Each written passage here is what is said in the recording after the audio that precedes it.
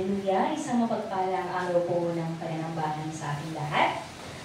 Isa na naman po na katagumpayan ng aming nakakangkan pagkatunay nga tayo po ay narito. Walang ibang kadahilanan kundi upang mapurihan ang ating Diyos na banal. Kaya sa ating nga pong pagsisimula, ating nga pong basahin ito ating sinasampalarayan. Naniniwala ako na otoridad ng salita ng Diyos ay katumbas din ng Diyos mismo. Ako'y susunod sa mga salita niya na may buong paggalang, buong puso at isipan, kaluluwa at lakas, ngayon at kailanman. Amen. Hallelujah. At ang title po ng ating mensahe sa araw na ito, basahin nga po natin, Who is it that overcomes the world? Okay, sino? Ayan, matatagpuan po sa unang Juan, Kabanata 5, verses talata 1 hanggang 12. Hallelujah! Who is it that overcomes the world? Tunay nga po na alam natin ang buhay pananampalataya ay buhay po ng pakikibaka. Tama po ba? Kasi kung hindi natin yun lubos na maintindihan, maaaring mawala tayo sa pananampalataya dahil sa kakulangan natin ng kaalaman. Kaya nga po, napakahalaga the knowledge of the truth na patuloy po na inihahayag sa iglesia nito. Amen po ba? At sa truth na pinag-uusapan natin, tunay nga po na wala tayong ibang sinasampalatayahan, kundi meron tayong Diyos na buhay at tunay nga na hanggang ngayon kumikilos siya magpakailanman. Amen. Our God is triune. Ibig sabihin, isa sa pinangahawakan ng iglesia nito na tayo po ay isang iglesia na naniniwala na meron tayong Diyos. Our God is one in 3 person. Magkaiba po sa konsepto ng mga oneness, kasi ang oneness sa kanila, kung sino daw ang anak na nagpakita, siya din ang ama. Pero lubos natin naunawaan na nung naparito ang anak ng Diyos, siya po ay tumawag din naman sa kanyang ama. E di kanino na siya nanalangin na, Ama, kung maaari lamang, tanggalin mo ang kopa ng paghihirap na ito. Kalokohan na kung siya rin pala yung magtatanggal ng paghihirap na iyon. Kaya nga, nakakatakot talaga. Ang pagbabasa ng Biblia ay gagamitan mo lamang ng sariling tunong, sariling wisdom. Dahil nga, ang wisdom ng mga tao sa mundong ito ay very limited, na tunay nga na hindi kayang arukin ng human mind, even the highest IQ, the spirituality of the Word of God. To understand the Bible, we need our teacher, the Holy Spirit. Amen. Maging ang lingkod ng Diyos na kinakasangkapan niya, kami po ay dedepende lamang sa banal na Espiritu kung paano ito sasabihin according to Luke 12:12 and Matthew 10:20 na kung paano namin ito sasabihin at paano ito ihahayag. Ano ang sasabihin? Ano ang ihahayag? Pagkatunay nga when we speak, given we are speaking the word of truth, we must be speaking the word of life. Amen. Hindi po sana tayo mamali sa ating sinasampalatayahan. Kaya nga, keep on growing in the truth, keep on growing in the knowledge of the truth. Amen. Na kung paano nga ang mag-aaral, nagsisimula sa daycare, grade 1, elementary, high school, senior high school, college. After college, meron pang postgraduate studies. Ibig sabihin, master's degree, after that, doctor's degree. Ibig sabihin, never ending. Even in this world, alam nila na mga gusto mo talagang maging master in that field, kailangan talaga to keep on learning and learning and learning. Innovating, but we do not need to innovate the word, we just need to grow deeper and deeper in the knowledge of the truth. Amen po ba? Kaya nga, dinedebate natin the principle of oneness na kung sino daw ang anak, siya din ang ama. But no, we strongly understand and believe na napag-iisa po sila, paano nga? Example ito, napag-iisa po sila unang-una sa lahat sa kalooban. Kaya they are one in 3 person. What the Father's will is, ang kalooban ng Ama, ay isinakatuparan ng anak, and then it is testified now by the Holy Spirit. Kaya nga yung main text natin, the Holy Spirit testifies. Okay. It is the Holy Spirit that testifies. Okay. Kuwan na tayo agad. Ito tayo agad sa verse. 1 John chapter 5, verse 1. Basahin ko po sa NIV, ano po? Everyone who believes that Jesus is the Christ is born of God, and everyone who loves the Father loves his child as well. This is how we know that we love the children of God, by loving God and carrying out His commands. Okay. Ito ang palatandaang iniibig natin ang mga anak ng Diyos. Kung iniibig natin ang Diyos, pakibalik po. Tinutupad natin ang kanyang utos. Verse 3, sapagkat ang tunay na umiibig sa Diyos ang tumutupad ng kanyang mga utos. Hindi naman mahirap sundin ang kanyang mga utos. Tama po ba? And it's not burdensome. Sa totoo lang, kung lubos nating maunawaan kung saan tayo hahantong sa ating pagsunod sa kalooban ng Diyos, it will never be a burden to us. Amen. Kung ano yung promise na matatanggap natin, mararanasan natin in obedience, it can never be compared sa ating mga pagdadaanan sa pagsunod sa kalooban ng Diyos. Okay? Verse 4, for everyone born of God overcomes the world. This is the victory that has overcome the world, even our faith.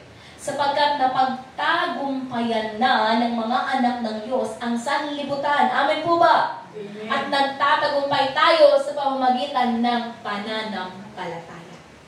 At ang pananampalataya nito ay totoo. In 5, verse 5, sino ang nagtatagumpay laban sa sanlibutan? Ang sino mang sumasampalataya na si Jesus ang anak ng Diyos. Kaya nga, the core of our faith always goes back to Jesus, the author and perfecter of our faith. Masasabi mong tama ang pananampalataya kung tama ang pagkaunawa sa ating Panginoon Jesus. Jesus Christ is not a concept. Jesus Christ is not just for theology. Jesus Christ possessed eternal life na kailangan natin makamtan. Kaya nga, we must have Jesus in us. Okay. Katulad nga ng sinabi ng ating Panginoon Jesus in John 14 verse 11, that I am in the Father and the Father is in me. Baka ito yung sabi nila ng mga oneness. Na sino daw ang Ama siya. But speaking, ano ba ang nasa anak ng Diyos? The Word that comes from the Father. Kaya nga, the Word of God is in the Son. The Spirit of God is in the Son. And I am also in the Father. Okay. Because they are one in name. Na pag-iisa sila. Kaya nga tayo din, we possess Jesus, our God, and the Holy Spirit when we firmly believe na ang Panginoong Jesus, ang pangalan Jesus, ang siyang kaligtasan. Jesus is in us kung nasa atin talaga ang pangalan Jesus, and the name Jesus is being manifested in our lives. And the Holy Spirit resides in us. Kasi nga in Ephesians chapter 4, verse 13 or 13. Ephesians 1:13. Ito ay selyo ng ating pananampalataya. Na kung hindi natin matatanggap ng banal na Espiritu, paano na ito? Okay. Sabi dito, in chapter 1, verse 13, and you also were included, o Tagalog, kayo man ay naging bahay ng Diyos matapos ninyong marinig ang salita ng katotohanan, ang magandang balita na nagdudulot ng kaligtasan. Sumampalataya kayo kay Kristo sapagkat ipinagkaloob sa inyo ang Espiritu Santo na ipinangako ng Diyos bilang tatak ng pagkahirang sa inyo. In English, and you also were included in Christ when you heard the message of truth, the gospel for your salvation, When you believe, you were marked in Him with a seal, the promised Holy Spirit. Okay. Kaya nga, when we are marked with the Holy Spirit, ibig sabihin, natatakan na po tayo the name Jesus. Kaya nga pagmamayari tayo ng Diyos at nasa atin ang Panginoong Jesus. Nasa atin ang pangalang Jesus. Kaya nga, when we call the name Jesus, it is being manifested in us. Na kapag tumatawag tayo sa pangalan ni Jesus, katulad nga ng patotoo ng ating kapatid, na kapag siya ay nag-exam talaga, Jesus, Jesus. Because we know wisdom is all from God. Okay. Sa lahat ng ating pagkakaton, in the aspect of healing, sa totoo lang, healing is in the name Jesus. Miracles is in the name Jesus. Lahat ay napagtatagumpayan when we firmly believe, as tulad na sa main text natin, who overcomes the world? Sino ang magtatagumpay? Siya na totoong sumasampalataya sa anak ng Diyos na buhay. Kaya hindi pwedeng mawala sa atin yun, mga kapatid. We cannot be overcomers by our own. Dahil tayo po ay malakas. Dahil sa tingin natin po ay tayo ay marunong na, tayo ay puno ng wisdom in this world. Hindi po yon ang kasapatan para tayo po ay magtagumpay. Iba pa rin po ang level ng inspirasyon na pinagkakaloob na karunungan mula po sa banal na Espiritu, mula po sa Diyos. Kaya nga hindi maiisip ng mga hindi mananampalataya ang kayang maarok ng banal na Espiritu, ng karunungan na nagbumula sa banal na Espiritu na pinagkakaloob sa mga mananampalataya. Amen. To understand the Bible, we need inspiration. At hindi natin yun maipagpapalit. Kahit basa ng basa, kasipag bang magbasa. Pero kung wala ang inspirasyon mula sa banal na Espiritu, para ka lang nagbabasa ng textbook. Tapos yung pwede lang mapulot talaga ng human mind ang meron. But the deeper spirituality only given by the Holy Spirit. Amen po ba? Kaya nga po, kailangan natin talaga, katulad nga ng preaching kagabi, Pastor Raymond, paano ka nga mapapayapa? Paano kapayapaan kung wala talaga sa iyo nananahan na salita ng Diyos?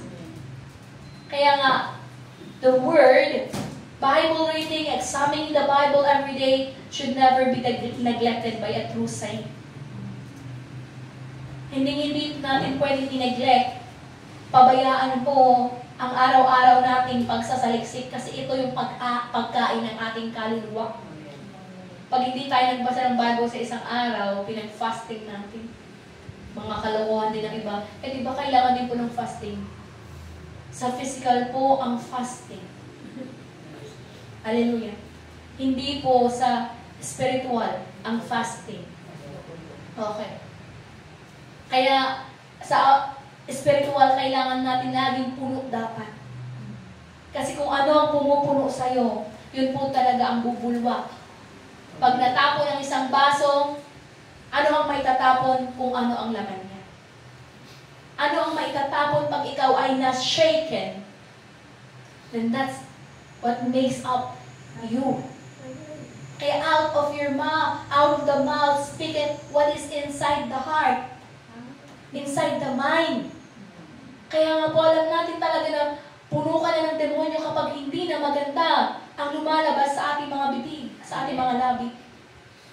Puno na ng negative thoughts mula sa mga demonyo kapag iba na yung kaisipan. And how can we overcome? Only when we are reminded by the Word. Kaya po napakalaga ng pananampalataya nitong totoo. At ang pananampalataya sa Panginoong Yesus, marami po ang namamali. Ang iba, inisip nila, okay, basta God loves me. Yes, He loves me. John 3:16, in 1 John 4:8, God loves. Ano ba na? 1 John chapter 4, verse 8, sabi dito, whoever does not love does not know God because God is love. Okay. So, love. O, natapos ang buwan, February. Okay. But we do not take the love of this world as a perfect kind of love. Kasi nga, ang tao po ay hindi perfecto. The only perfect love ay nagmula po sa kalangitan. Nagmula po sa Diyos. Okay? Nagmula sa ating Diyos. Kaya nga po, when we truly love God, nabasa na po natin, nag-exposition na tayo agad ano. We must obey. We must obey. How can we overcome? We believe. But how can we continue to believe when we continually obey? Paano natin masasabing mahal natin ang Diyos? Kapag sinusunod natin ang Kanyang mga utos. Sinabi pa nga nito, ang Kanyang utos ay hindi kabigatan. It should not be burdensome. Pero sa totoo lang, aminado naman tayo, may mga times na parang mahirap namang ibigay yung tama. Di ba? Kasi malaki na. Sayang na. Kaya nga doon tayo natatest. Increasing faith. Sa maliit na bagay, tayo ba'y mapagkakatiwalaan? In this number of hours, mapagkakatiwalaan ba tayo to keep our faith? At kung mapagkakatiwalaan tayo sa kakaunti, ibig sabihin, mapagkakatiwalaan din po tayo sa mas malaki. Amen. Kaya nga sa kakaunti, hindi pa natin kayang i-manage, hindi pa natin kayang i-maintain. I'm talking also for the numbers of the church number. Kung hindi natin kayang i-sustain, kaya ngayon iiyak-iyak ko na, lagi kami turuan ng banal na spirito ng Diyos, paano ma-maintain, paano umangat, paano kayo i-push, para patuloy kayong lumago. Kasi ang paglago po ng iglesia, hindi lamang po sa bilang, pero paglalim sa katotohanan. Amen. Nasubukan naman natin lumago din in numbers. Pero dahil na hindi pa lumalalim, it's not rooted, napakadali lang na parang, poof, ganun, tas, na, ubos na. Okay. Okay. Kaya nga kailangan natin maging katulad ng naray. Kahit tumampas-hampas pa ang napakalakas na hangin, huwag kayong maging mangga. Huwag kayong maging santol. Ang bilis matumba. Okay? Kahit puno ka pa, kung santol ka lang, nabugal agad. Kailangan natin maging nara. Kahit dumaan ang mga taon. Diba? Kaya nga pinili yan na national tree kasi matibay. That's just a parable po. Baka may magpatanim na kayo ng mga nara. Pwede lang din naman. Conserving. But, hindi po yun ang pinaka-main focus natin. Ang marami ang advocate, saving the Mother Earth. Pero sa totoo lang talagang pasirang-pasira na.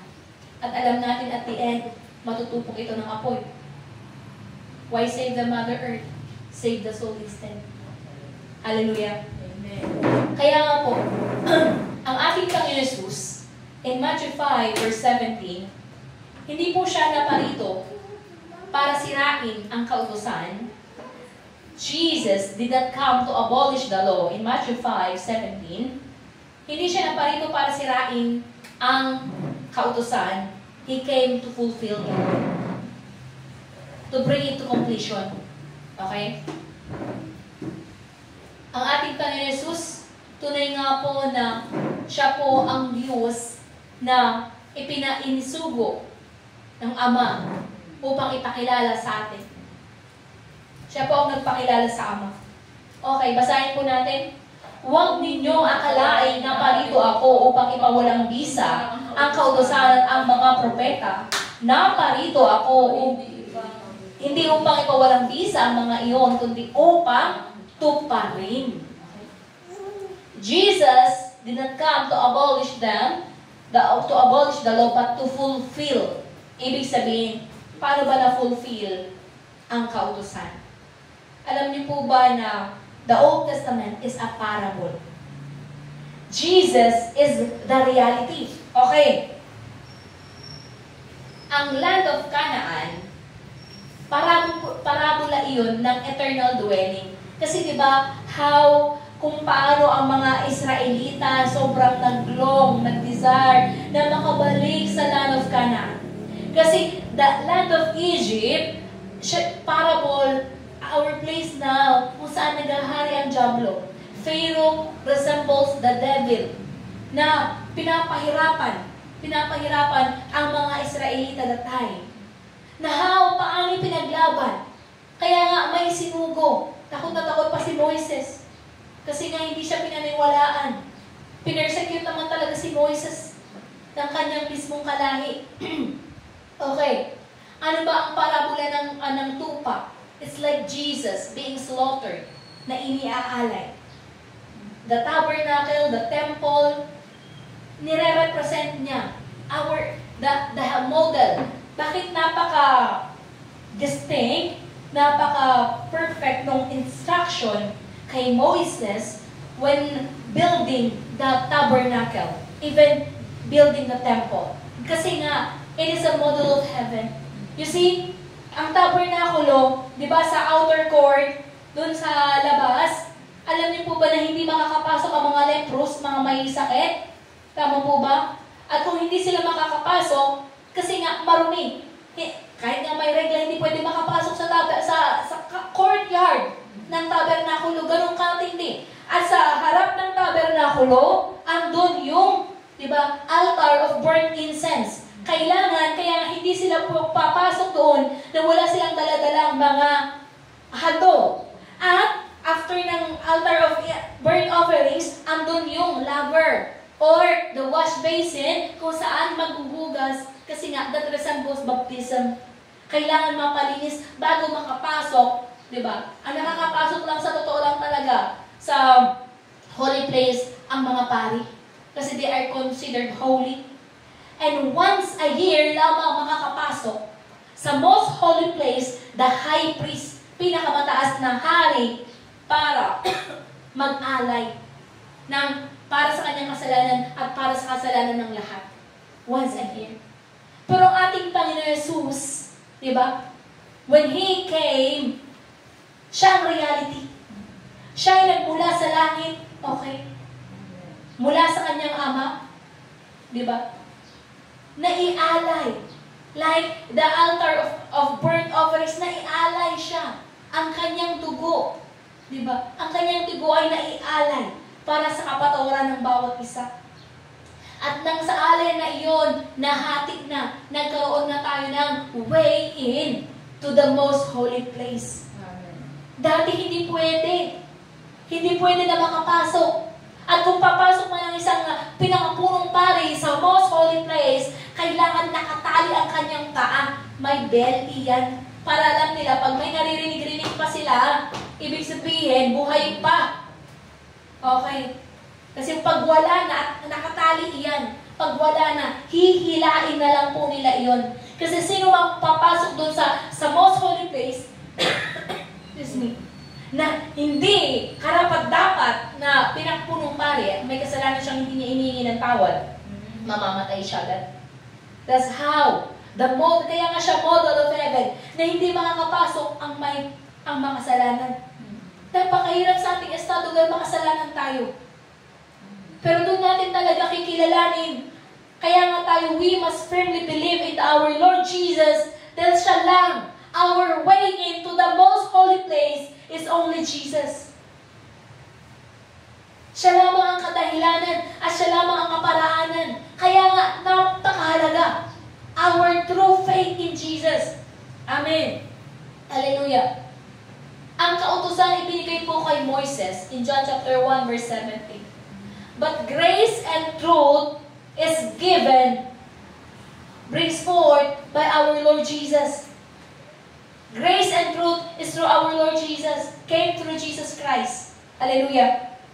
Kaya nga, in John 1:29 din, siya ang Lamb who takes away the sin of the world. Okay? Kaya niresemble niya, parabola di ba noong lumang tipan, talaga mag-aalis sila ng tupa para sa kapatawaran. Parabola iyon kasi hindi pa perfecto. Kasi kung perfecto na yun, hindi na kailangan mag-alay po ng ating Panginoon ng kanyang buhay. We know that heaven and earth will pass away and the Word of God remains forever. In Matthew 24:35, alam natin na hindi magbabago ang Diyos. I, the Lord, do not change. Hindi po nagbabago ang Diyos. Ibig sabihin, bakit na-abolish? Hindi naman sa na-abolish. Bakit naging obsolete? Pag sinabing obsolete, outdated na ang law. May part of the law na outdated na dahil nga na-fulfill na po ito ng ating Panginoon Jesus. Ano po iyon? Makipagbukas kayo sa Hebrews chapter 8 verse 13.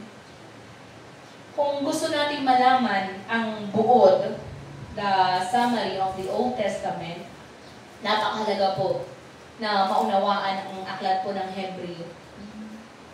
The Book of Hebrew. Okay.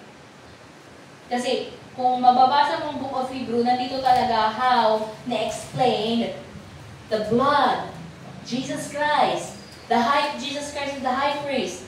Okay, dito, nang sabihin ng Diyos ang tungkol sa bagong kasunduan, pinawalang bisa na niya ang una, the first covenant.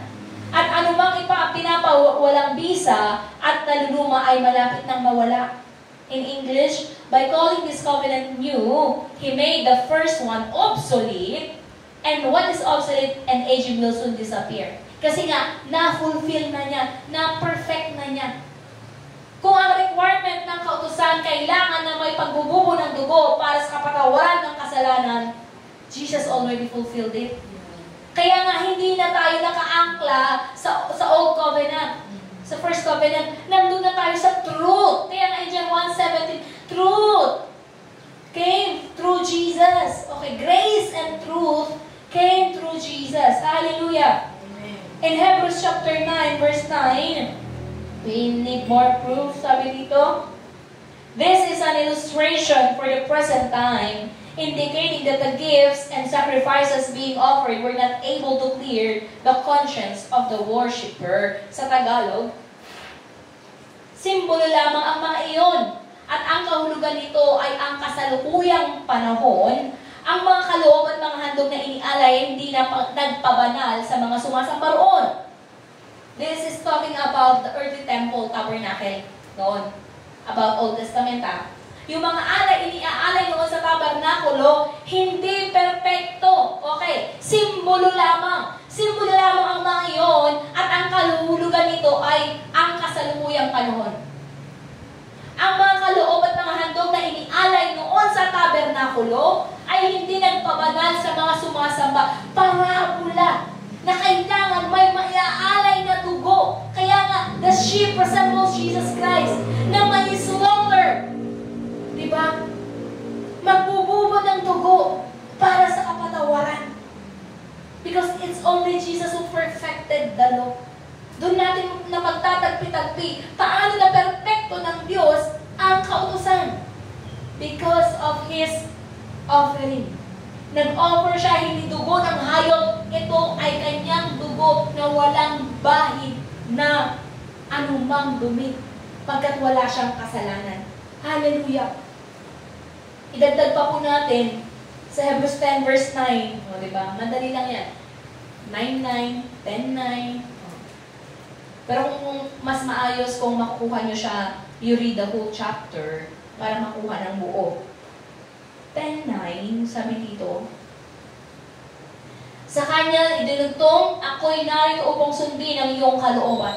Sa ganitong paraan, inalis nga ng Diyos ang unang handog at pinalitan ng handog ni Kristo. Okay? Here I am.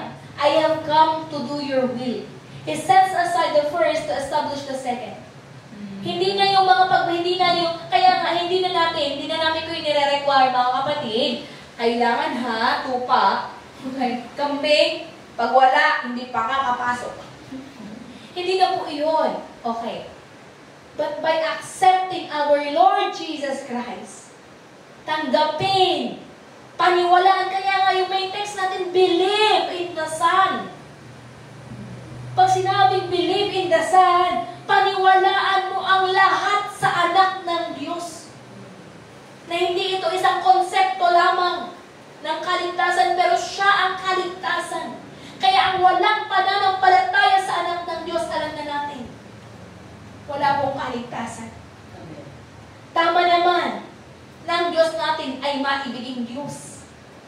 Pero kung iintindihin mong maigi Ang John 3:16, conditional. Tama na ibinibigay sa lahat. Pero matatanggap lamang ito ng mga tumatanggap. Sino ba naman pag nagbigay ka ng regalo?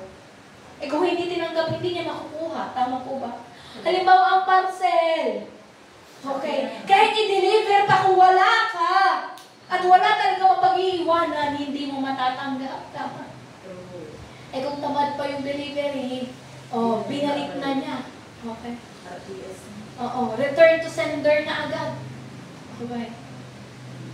Huwag naman sana na mapalampas ng mga tao ang pag-ibig na ito, ang kagandahan. Kaya nga, kagandahang loob ang kaligtasan.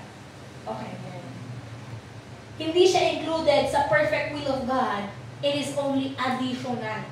Dahil nga, tayo po bilang tao ay naging kasangkapan para masira para maging totoo, the prophecy in the Old Testament na sisirain ang diablo. Ano po ba yung mga kung maintindihan natin, nakuha ko din pala talaga na ang lumang tipan is like the parable ng katotohanan. Kaya kung gusto nating maunawaan ng malalim, okay, the Old Testament is like Jesus' identification card. Sino dito ang walang birth certificate? Bogus ka, di ba? Pag wala kang birth certificate, hindi ka parehistrado sa bansang Pilipinas. Wala kang bilang sa census. Okay? Ano mangyayari sa mga walang birth certificate? Hindi makakapag-transact sa mga legal matters. Even ID. Okay, hindi ka makakapag-travel. Papapupunta ka dun sa airport, ihingan ka ng ID. Okay. Kasi kailangan makita ikaw ba talaga ito. Hallelujah. Kaya nga po napakalaga ng ID. And it's like the Old Testament, the identification of our Lord Jesus Christ. Bakit? The parable in the Old Testament, all that is being mentioned in the Old Testament, tinetestify what is true para sa ating Panginoon Jesus. Napakaganda ma-congruent natin yun na ano yung sinabi sa Old Testament na fulfill. Halimbawa, sa Genesis pa lang, in Genesis 3:15, di ba? The offspring of the woman, Genesis chapter 3, verse 15. Sabi dito,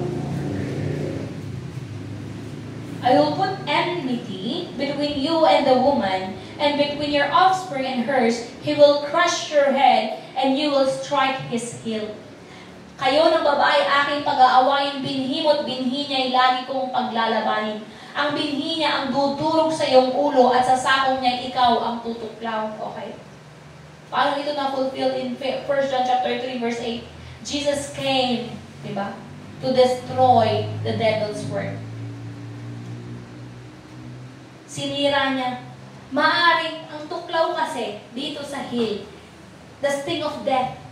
Okay? Kaya nga akala ng diablo, napatay na niya ang Panginoon Jesus. Pero hindi niya alam. Dudurugin siya. Okay? Because our Jesus Christ is victorious. He has overcome the grave. Amen. He has overcome. Yes, He has overcome. Napagtagumpayan niya ang lahat, maging kamatayan. Kaya nandun yung ating pananampalataya. Hindi tayo takot na mamatay. Tama po ba? Amen. Baka may takot pa dito mamatay. Okay. Unfinished response. Kasi nga, bakit hindi tayo takot mamatay? Kasi kung yun na ang tinakda sa atin ng Diyos, tatanggapin po natin yun. Wala sa ating karapatan na i-extend mo pa, Ama. Gusto ko pang maranasan na pumunta ng Iceland. Gusto ko pang ma-visit ang Netherlands, England, ganun. Switzerland, lahat. Pero, those land, it can be beautiful talaga naman.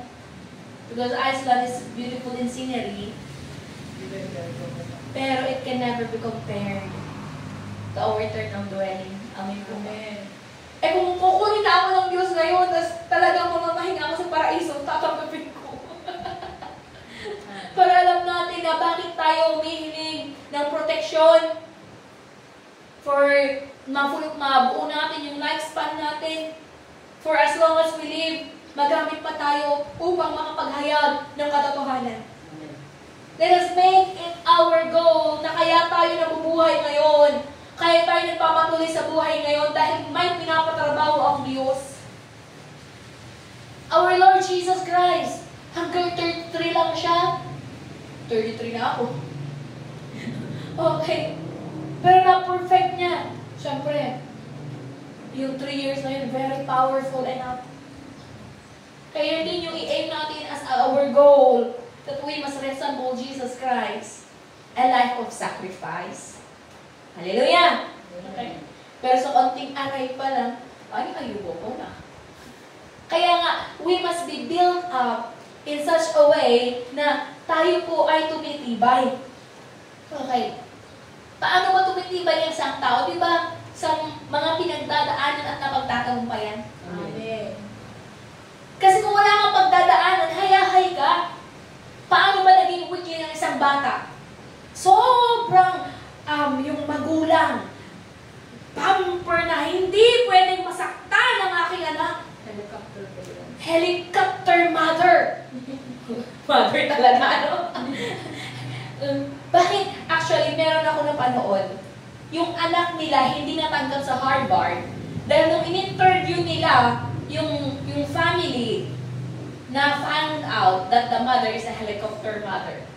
Sabi nila, kapag aalis na sa poder mo ang iyong anak, hindi na siya makakapag-function because sobrang ikaw na yung ikaw nagdidikta sa lahat ng kanyang gagawin.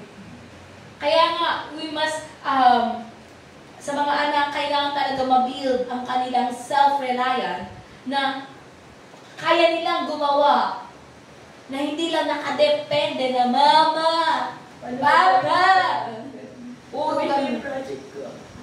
Kaya hindi dapat ang magulang gumagawa ng project para sa anak. Ang nangyayari ngayon, ang magulang na ang, lalo ng pandemic time, ano po? Europe. With honors, tapos ang mga binabanggit, mga kalokohan lang naman, ang mga binabanggit ang mga pangalan ng mother. Kasi mother na yung sumasagot. Ang anak nandun, nakaganon sa cellphone. Pero ang nanay ayaw niya bumagsak. Kaya siya yung gagawa. Pero that's very wrong.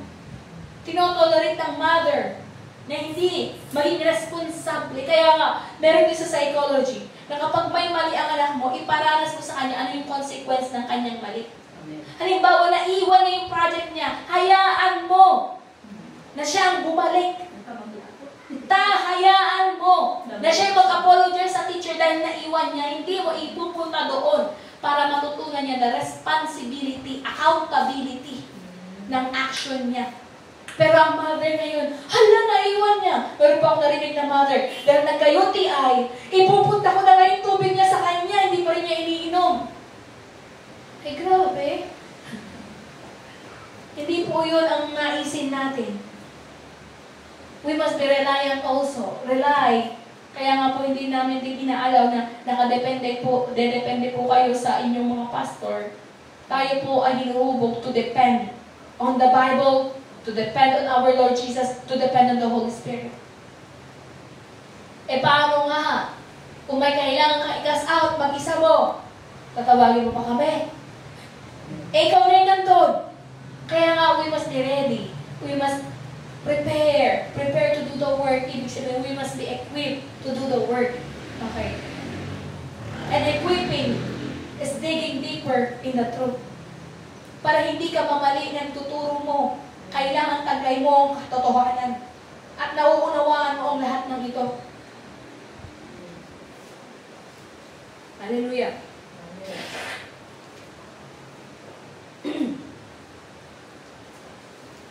The Old Testament, lahat ng mababasa natin, halimbawa, sa Micah chapter 5 verse 2, may isisilang siya sa Bethlehem. Na-fulfill iyon, tama po ba? In Matthew chapter 2 na, He was born in Bethlehem. Napakadami po, kaya nga, thousands of prophecies in the Old Testament na fulfill. And what is the very purpose of the Old Testament? Para madedebag, hindi magtatagumpay ang mga magbabalat kayo na ako si Jesucristo. Pero yung iba, hindi pero naintindihan, hindi tinanggap. Okay? The Jews, andun na alam nila ang Old Testament. Dahil nga, lack of faith. Pero we, the Old Testament, pinanghahawakan natin yun like the fulfillment. Ito nga ay naisulat to be fulfilled. Okay? Kaya Jesus fulfilled what is written. What is written? Napakadami po. Kung isa-isahin ko, kulang tayo sa oras. Okay? Hallelujah! Halimbawa sa Isaiah chapter 7, verse 14, He is named Emmanuel. In Matthew chapter 1, nabanggitin po doon ang Emmanuel. Okay. Kaya the purpose of the Old Testament, madebag yung mga self-called, mga nagpapakilala, ako si Jesus. Okay. Ako ang Messiah, ako tagapagligtas. Napupunta, marami po talaga. Maraming mga manlilinlang. Kasi nga, alam nila yung nakasulat. Pero sino lang ba ang nakaperfecto nito? Na walang kamalian na siya talaga. Mako-confirm natin dahil it was written, nakasulat na. At kung ano ang nakasulat talagang na-fulfill. Kaya nga, kung ang Old Testament na naisulat noon ay na-fulfill ng ating Panginoon Jesus, sa tingin nyo, hindi niya ma-fulfill the last standing prophecy. The last one na ating pinakaantay. That He will come again. Na siya'y babalik. Kung babalik man siya at wala na tayo, ibig sabihin tayo po ay nasa paraiso. Hahanguin ang mga patay. Una ang mga patay. At sino ang mga patay na yun? Those na nakipagtiis. May requirement po. Okay. Kaya nga, let us be more interested. Andun dapat yung interest natin, paano ba maaangat ang aking pananampalataya? Na hindi ito basta-basta mabubunot lamang. Kung ang pananampalataya mo'y kamatis, napakadaling umustong, napakadaling mamatay. Yung tinapon lang talaga namin mga kamatis dyan, ang dami. Okay. Pero naman, after few months, mamamatay din yun. Kaya nga, the seed, like ang mustard na akala mo, pero siya ay lalago na maging puno. Sinerge ko talaga yun, yung mustard. Totoo pala talaga maging puno siya. Lalaki. Akala mo vine lang siya, pero maging puno talaga. Okay. Ang grace na binigay sa atin, di ba?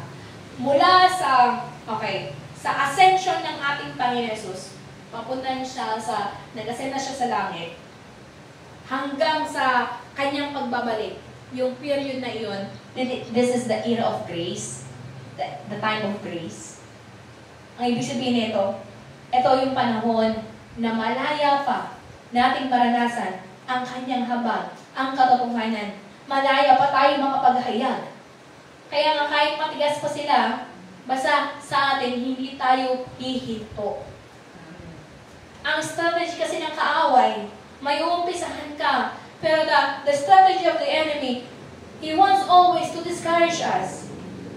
Ang gusto niya palagi pang hinaantay ng loob at hindi na itutuloy, titigil na.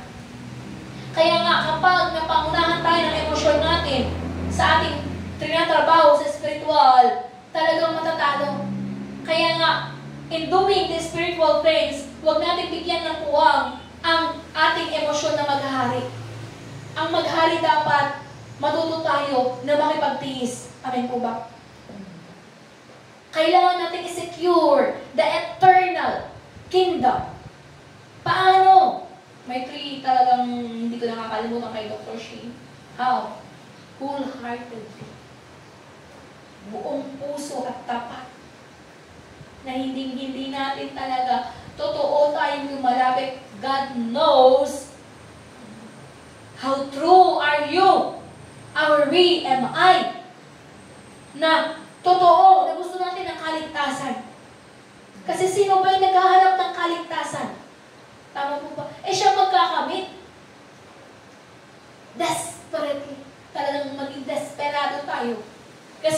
nag-relax. Once we relax in faith, that's the very bait of the enemy. Kaya nga, papasalamatan natin. Halimbawa, may dumating man, okay, nagkaroon ka ng karamdaman. Pasasalamatan natin yan kasi it's your chance to experience healing once again.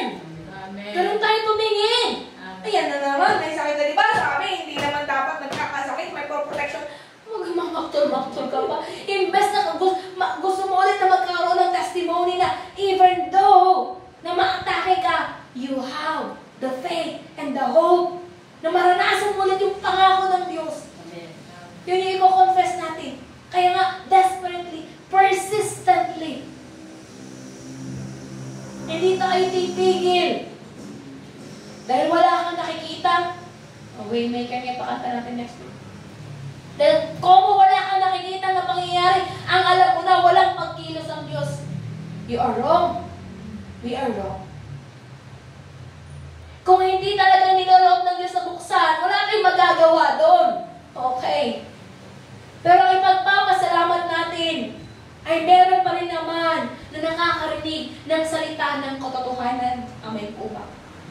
Pagkat ang inihahayag natin ay ang kaligtasan. At ang kaligtasan lamang po ay matatagpuan sa ating Panginoong Yesus. Hallelujah. Kaya believe who truly believes in our Lord Jesus. Pero hindi simpleng, I believe. Okay na? Sa belief na iyon, it encompass everything. Lahat. Kasama po doon ang pagsunod. Being faithful. Isama mo yung tatlo. Wholehearted ka talagang magbibilib. Desperately believe. Persistently doing and obeying.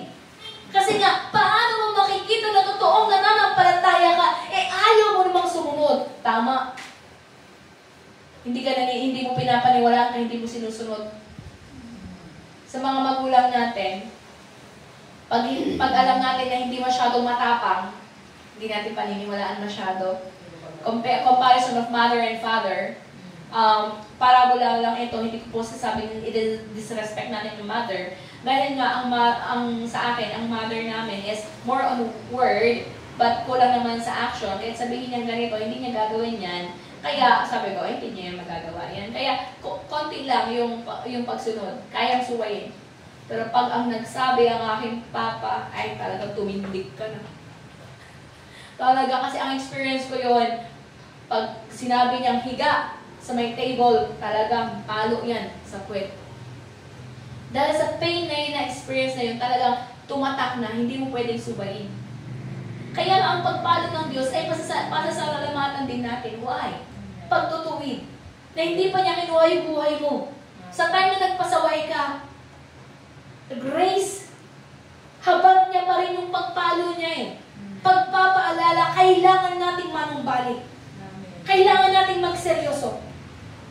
Yung Christianity ngayon, nakokorap na. Bakit? Andun lang sila sa pagkaunawa that God is love. Ang Diyos ay pag-ibig at yun na lamang iyon. Okay. Inom muna po ako sa dita.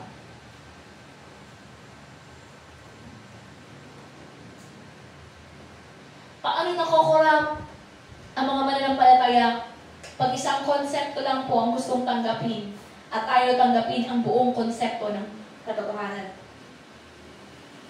Kailangan natin makuha ang buong picture ng kalooban ng Diyos upang maging tama po ang ating pagkaunawa.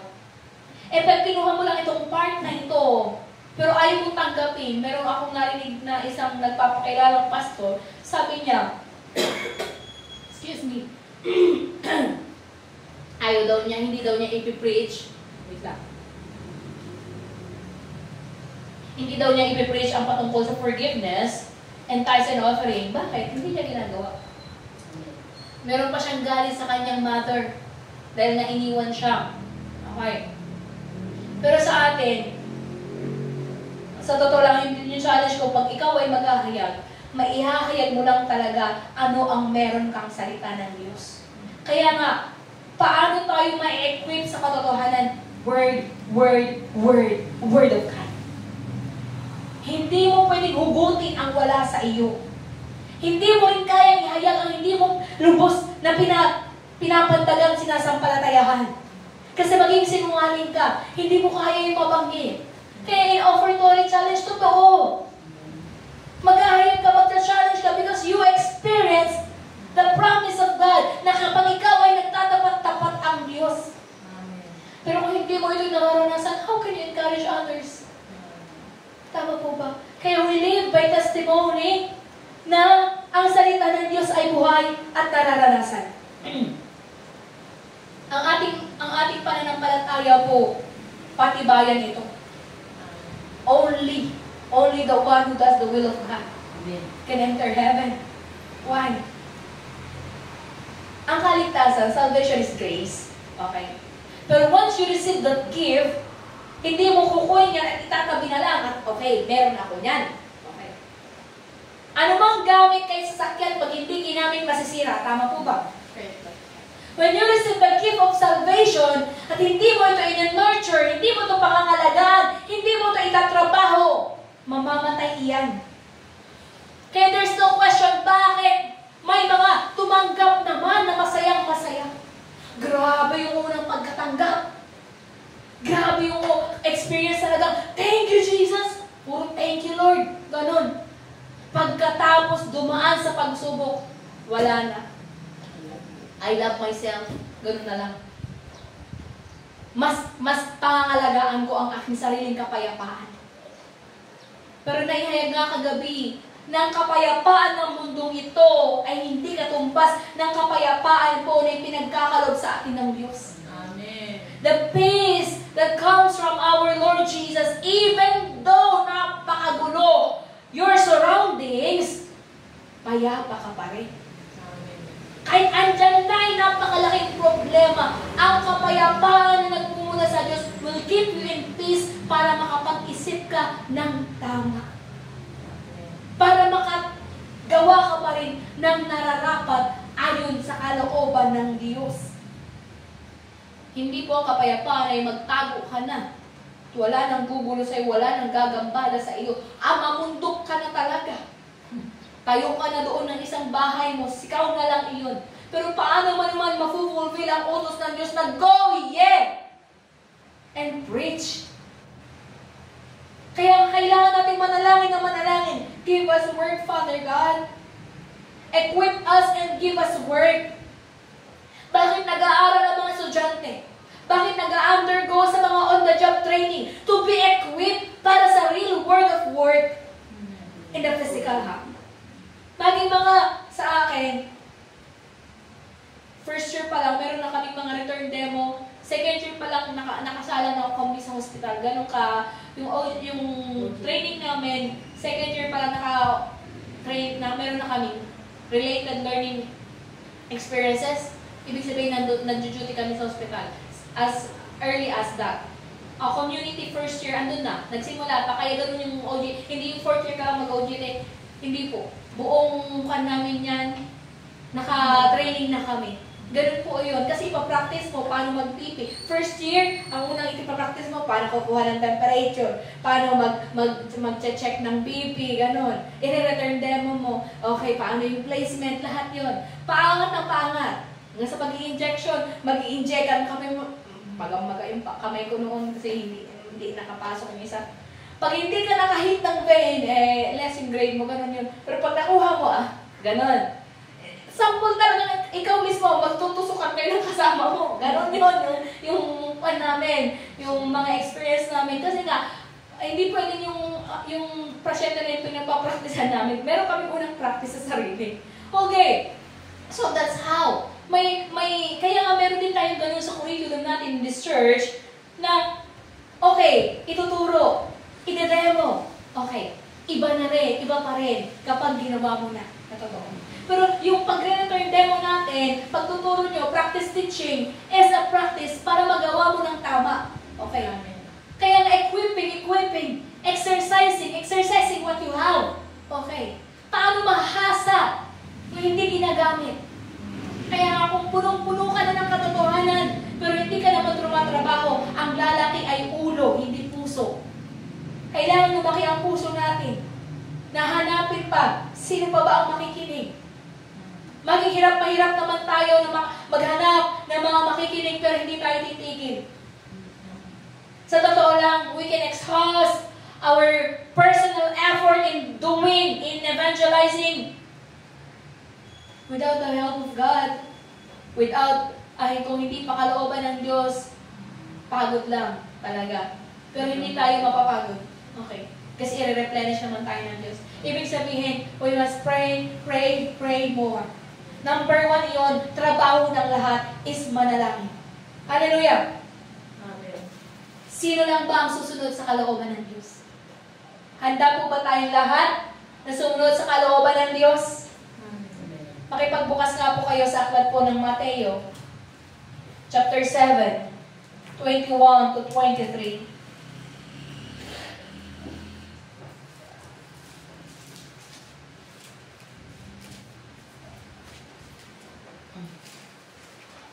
Matthew chapter 7, 21 to 23. Basahin natin. Hindi lahat ng tumatawag sa akin, Panginoon, Panginoon, ay papasok sa kaharian ng langit, kundi ang mga tao lamang na sumusunod sa kalooban ng aking Ama na nasa langit. Next. Sa araw ng paghukom, marami ang magsasabi, Panginoon, hindi po ba kami ay nagpahayag ng mensahe mula sa Diyos? Nagpalay sa mga demonyo at gumawa ng mga himala sa inyong pangalan? Next po. Ngunit sasabihin ko sa kanila, hindi ko kayo nakikilala. Lumayo kayo sa akin, kayong mga gumagawa ng kasamaan. Napakasakit nito. Tama po ba? Ito ang pinakaayaw kong marinig. At hindi ko gusto yung marinig. Pagkahaharap ka na sa ating Panginoon Jesus, tapos sasabihin niya, hindi kita kilala. Lumayo ka sa akin. Ikaw na gumagawa ng kasamaan. Sino ang pinapatukulan dito? Tayo. Alam natin ang katotohanan, kaya nga naghahayag ng mensahe ng katotohanan. We know the truth in driving out demons because they are dirty at hindi sila ligtas. Kalaban sila ng katwiran ng Diyos. Ginagawa yon. Tama po ba? But, if we keep on doing what is not right in the eyes of God, huwag nating antayin na maging katulad tayo neto na hindi kinilala ng Diyos. Mas mabigat ang sisingilin sa mga nakakaalam ng katotohanan at naranasan ng katotohanan. Kaya nga nakakatakot ang salitang ito. Kaya nga, doing the Word of God until the end. Hindi maaaring sa umpisa lamang dahil tinanggap mo ang katotohanan, ginagawa mo. Pero nung dumaan ka na sa pagsubok, titigil ka na. Dahil hindi ka na mapagaling. Pumunta ka na sa albularyo. Wag na wag talaga. Kung nagkukulang sa pananampalataya, mas nire-recommend ko pa ang doktor. Ang kasalanan mo lang doon, nagkulang ka ng pananampalataya. Pero ang pagdulog sa albularyo, direct attack to our Lord who heals. Hallelujah. Kaya kailangan nating panatilihin. Halimbawa, naglingkod ka. Meron tayong kilala. Lingkod ng Diyos. Dahil hindi siya gumaling-galing sa kanyang karamdaman. Iniisip na niya, pabigat siya sa kanyang pamilya, nagbigti. At the end, alam natin na ang gawa ng kaaway, ang gawa ng demonyo, mag-i-input ng mga negatibong kaisipan. Sabihin niya, hindi ka naman pinakikinggan. Wala ka ng silbi. Pakamatay ka na. Kaya nga tayo nagbabasa ng Biblia. Kaya nga yung preaching kagabi ni Pastor Raymond, kung ang boses na naririnig mo ay hindi tama sa salita ng Diyos, debug, reject. Kailangan mo talagang tanggalin. Debug, remove those negative thoughts. Kailangan mo i-cast out those negative thoughts kasi hindi yan ang sinasabi ng banal na spirito. Kaya mag-ingat sa boses na naririnig. In in the nursing field, kapag kami haharap sa alam natin, may problema sa utak, tinatanong talaga namin, what are the voices telling you? Kasi kung sinasabi na ng boses sa kanya, magbibigti siya o tatalon siya sa window, i-restrain na iyan. Kasi maaaring sundin niya yung boses na iyon. Kaya napaka-tricky. Huwag tayong umasa sa ating sariling kaisipan. We must depend on the Word. Depend on the Word. Having faith until the end. Alam niyo po ba, ng requirements sa atin, kung paano ka nag-umpisa, dapat maayos kang matapos. Magtapos kang maayos. Ano namang silbi? Ginalingan mo masyado sa first semester o first grading. Pagkatapos ng last grading, di ka na pumasok. Hindi ka na nagsimba. Kasi ginalingan ko naman sa first grading. Ginalingan ko man namang first semester. Dapat carry na yun hanggang pan. Hindi po ganoon ang buhay pananampalataya. Perfection until the end. Obedience until the end ang kailangan po natin. We must live controlled by the Holy Spirit. In Romans chapter 8, verse 5 to 8, makipagbukas nga po kayo sa akin. Paano tayo makakapanatili, mga kapatid, kapag tayo po ay patuloy po na pinapangunahan lamang na banal na Espiritu? What kind of spirit is controlling you? Ano pong kumukontrol sa atin? Yun po. Ang sabi dito, wait lang, excuse me.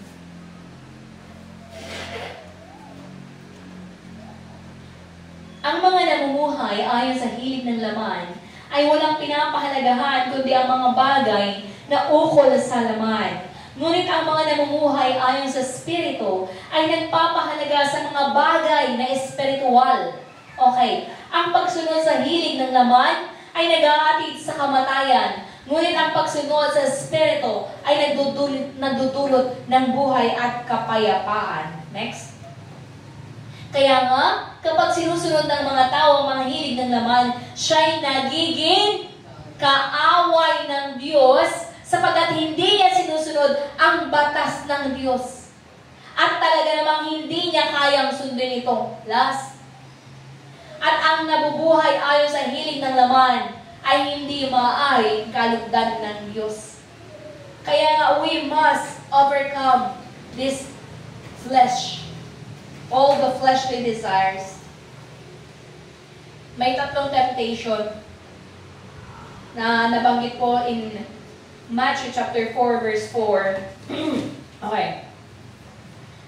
Nabanggit din ito sa 1 John na alam natin na kapag namumuhay tayo sa laman, yun yung maghahari eh.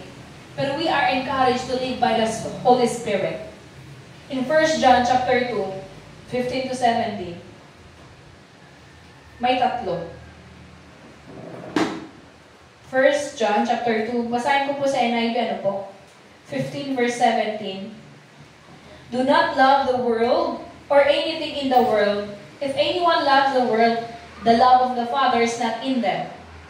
For everything in the world, the lust of the flesh, the lust of the eyes, and the pride of life, comes not from the Father, but from the world.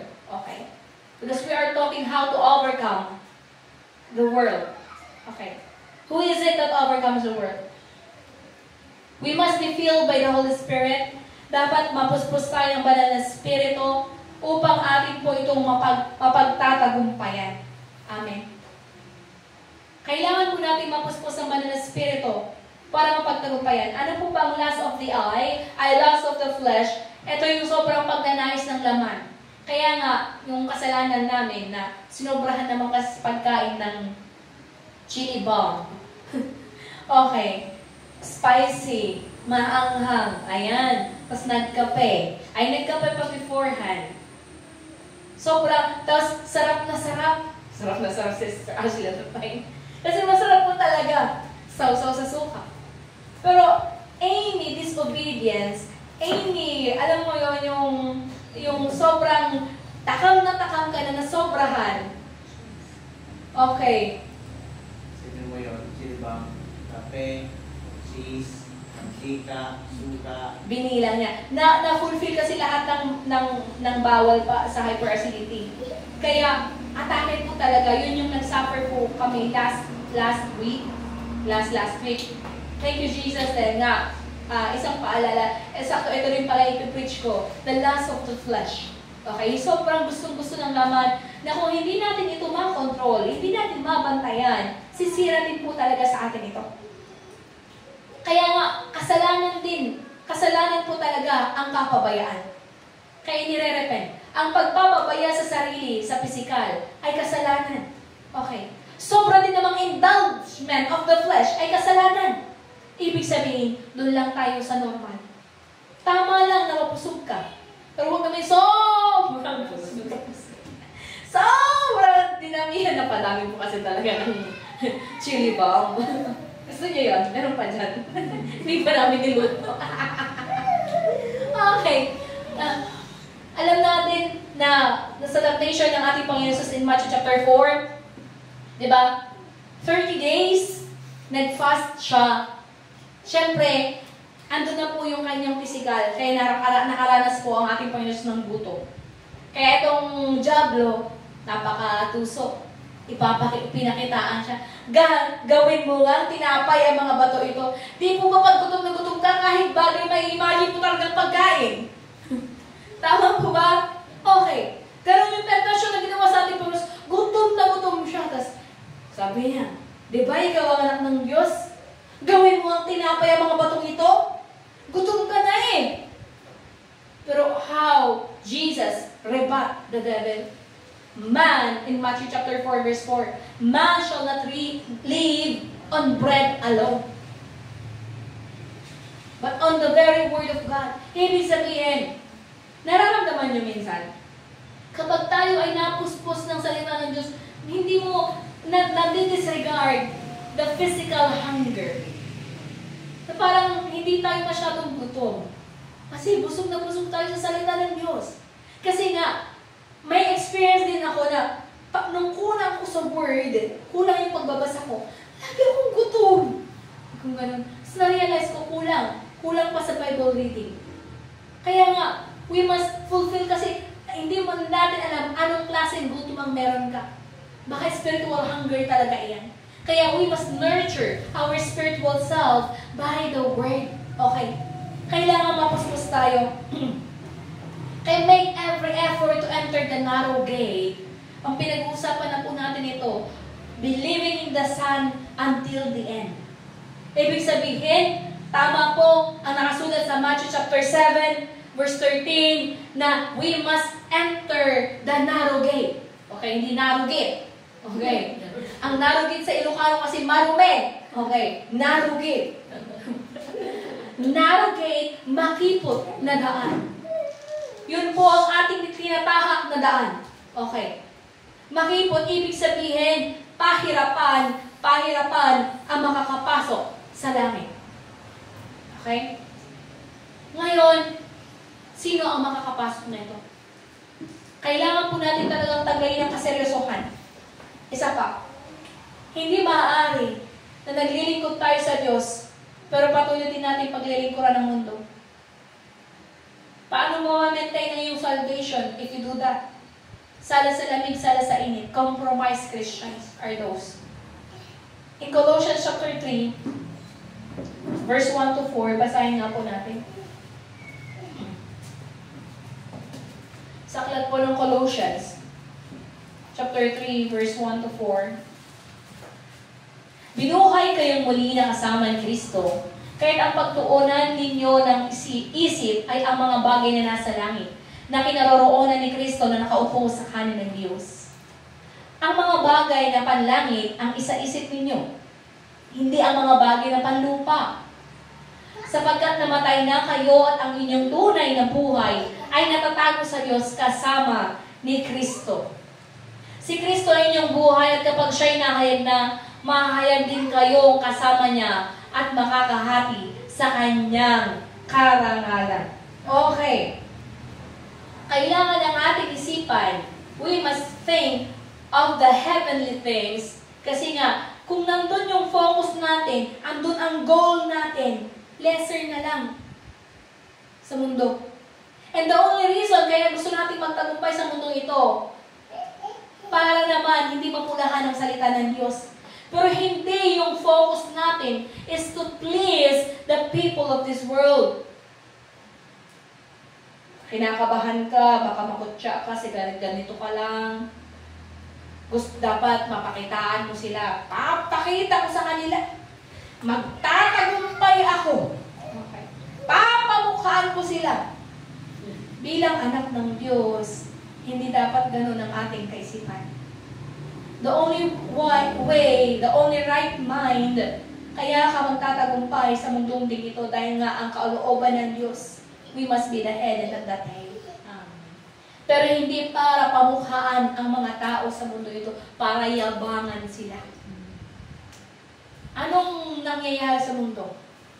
Pag nakabili yung isa ng ganito, ay dapat ako din. Mga magkakapit-bahay na ganito. Ay, nagpa-extension siya. Papataasan ko din. Okay. So, hindi matitigil iyan. Vanity of this world. Okay. Sino ba ang ating pinaglilingkuran? Kaya nga, when we think of heavenly things, alam mo, saan ka nag-iipon? Sa langit. And when you give your offerings, to whom? Kanino ka nagde-deposit? Sa ATM mo sa langit. Kaya pag nangailangan ka, may karapatan kang mag-withdraw. Eh, napakakuripot mong mag-offering. Ang damot-damot mo sa Diyos. Alam mo naman, na ang mga ibibigay mo ay magagamit pa rin naman para sa gawain niya. Pero pag dadamutan mo magang lingkod ng Diyos, ay hindi ko ibibigay ito, ipangkakain lang nila, pastor. Bakit wala bang karapatan ng lingkod ng Diyos? Hallelujah. Pero kung isipan mo, ibibigay ko to para sa Diyos, nag-iimpok ako, you will experience the abundance promised by God. Subukin siya sa bagay na iyon. In Matthew chapter 4, hindi pwedeng subukin ang Diyos. In what way? Pride of life. Diba may tatlo? Lust of the flesh, lust of the eye. Ang lust of the flesh, yung sobrang craving. Kaya mag-ingat din sa craving natin. Kasi yung craving na yan ay maglulumlum sa'yo sa kahirapan, hindi yan tamang craving. Okay. Tinuturuan din tayo ng Diyos na mabuhay, sapat na. Okay. Not too extravagant. Kaya nga ang panalangin sa Proverbs, sa panalangin ni David, huwag mo naman akong pahirapin na magkakasala na ako dahil sa aking kahirapan. At huwag din ako sobrang yaman na makakalimutan kita. Yung sapat lang ba? Sapat na magagamit natin para sa gawain ng Diyos. Hallelujah! Okay, ngayon, sa lust of the eye, the splendor, yung binabanggit ko nila, the splendor of this world. The eye. May iPhone siya. O, di ba? Para saan may iPhone? Status symbol, tama? Okay. Kung ang mga bagay gusto mong, ang status mo ay richy. Okay. Mafafall kayo to temptation na gusto mong mag-gain all the splendor of this world. In-offer yan. Sa ating Panginoon Jesus, pero sabi niya, serve God only.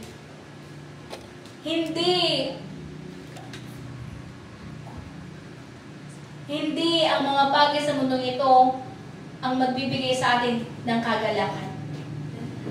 Kasi kung money ay magpapagalak sa'yo forever, pag nahuhusan ka na, wala na. Pero alam natin talagang problema pag walang pera, tama po. Kailangan natin talaga iyon. As a practical na mga mananampalataya, kailangan talaga natin maghanap buhay, trumabaho, para kumain. Nakasulat iyon. Maging si Pablo na lingkod ng Diyos, nag-tent maker siya. Anong ibig sabihin ng tent maker? Like us, na tumatrabaho habang naglilingkod. Pero kung kaya nung dumating na si Silas, kaya nang sustain si Pablo, nag-concentrate na siya sa word. Inaabangan ko yun. Kaya yumaman kayo. Kailangan yung yumaman. Kasi nga, Iba pa rin talaga pag nakakonsentrate ang lingkod ng Diyos sa salita niya. Sa pagtrabaho sa gawain ng Diyos. Hallelujah. Kaya nga po, kailangan natin mapagtagumpayan. Ano ba ang pride of life? Yung ginawa na, pinunta siya sa pinakamataas. Tapos, magpatihulog ka. Diba? Anak ka ng Diyos. Okay. Mag-ingat din tayo mananampalataya na gagawin nating pride, our own pride, ang faith. Ay, anak naman ako ng Diyos. Tapos isusubo mo talaga ang sarili mo sa kapahamakan. God is the God of wisdom. The Holy Spirit gives us wisdom, discernment. Na sasabihin niya, tama ba na lumakad ka sa kadiliman na iyan? Alam mo namang mapapahamak ka. Naalala ko yung kwento ni Pastor Tonet, yung church number nila na babae, tapos gabi atang umuwi. Tapos muntik na siyang ma-rape. Okay. Pero nanalangin siya kaya nilayasan siya ng tao. I mean, nag-speak in tongues. Tapos na umalis yung tao. Nung kunento niya kay Pastor Freddy, galit na galit si Pastor Freddy. You are a fool. Alam mo naman, pero bakit sasadyain mo mag-isa ka? Tapos gabi, yung gano'n. Alam mo yung simple lang pala paggamit din ng wisdom. We are not extremists. Ay, may pananampalataya ako.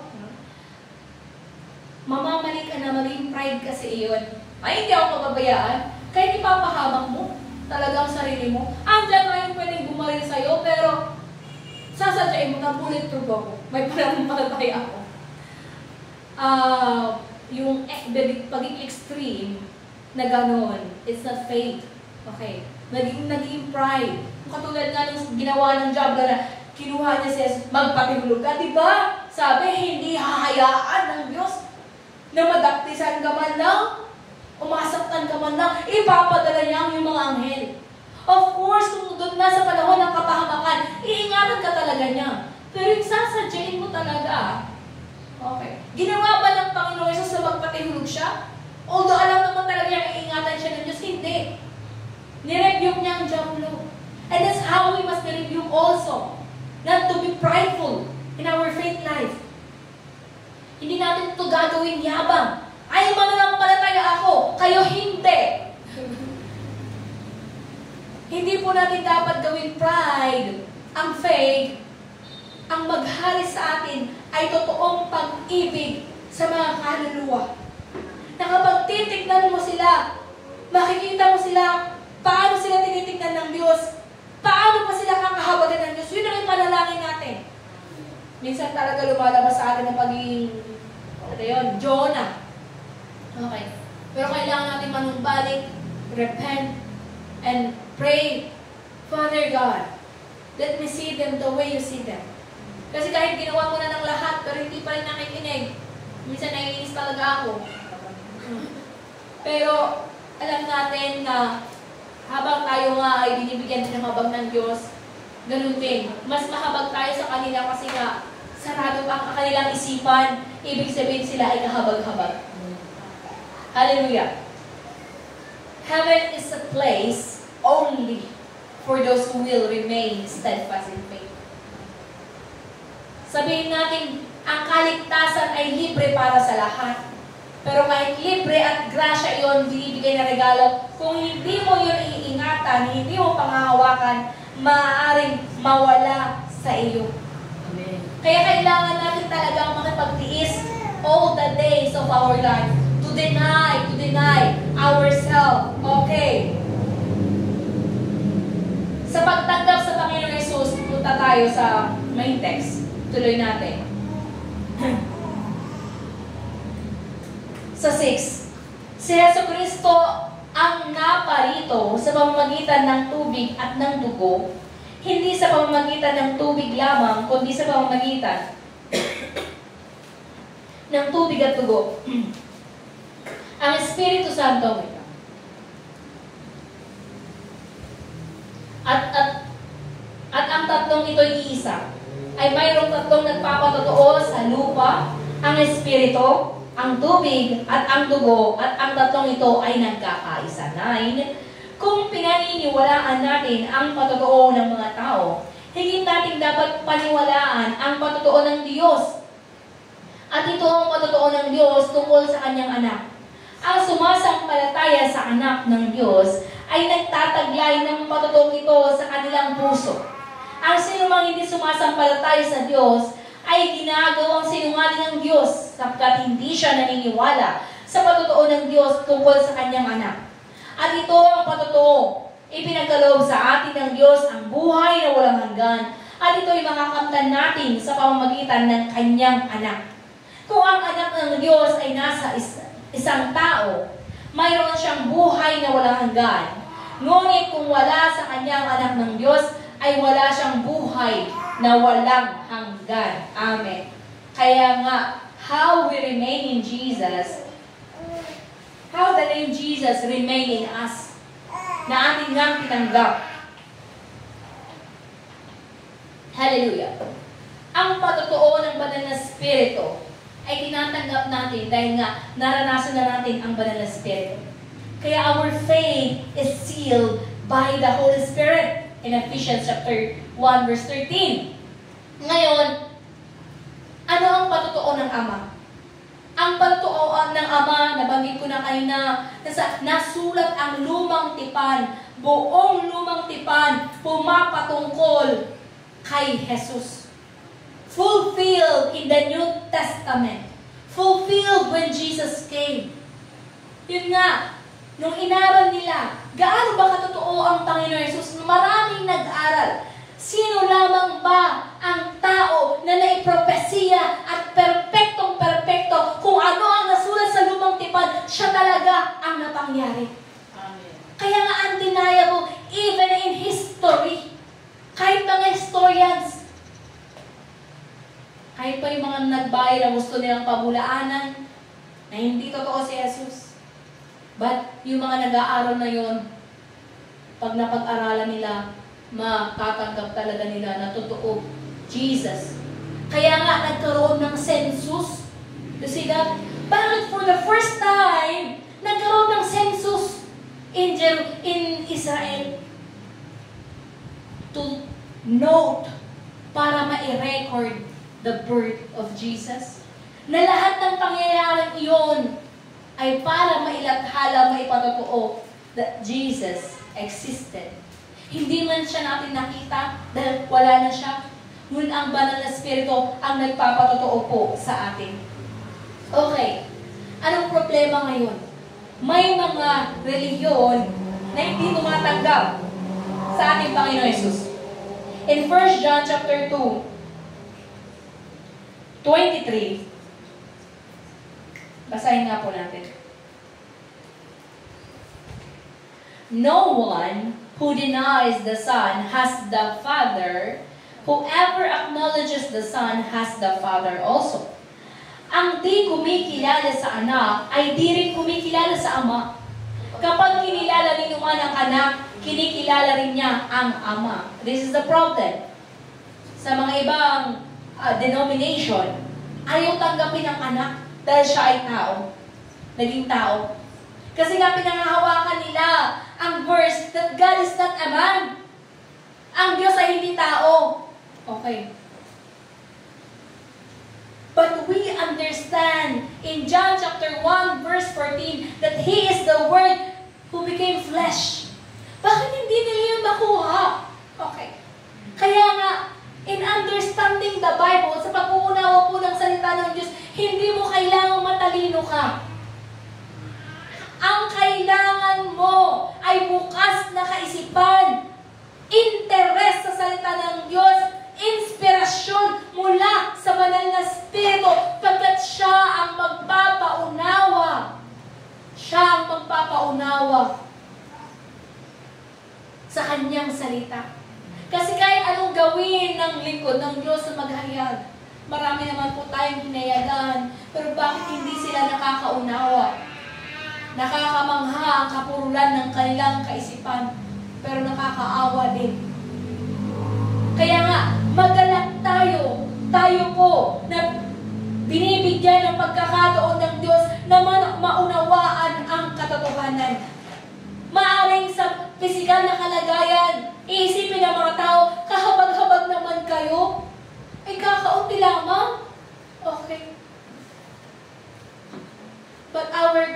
mga kaunting ito, we must be saved 100%. Amen. Walang mawawala. Ngunit bagkos madadagdagan pa. Amen. Dahil tayo nga po ay gagamitin lahat ng Diyos. Hallelujah. Amen.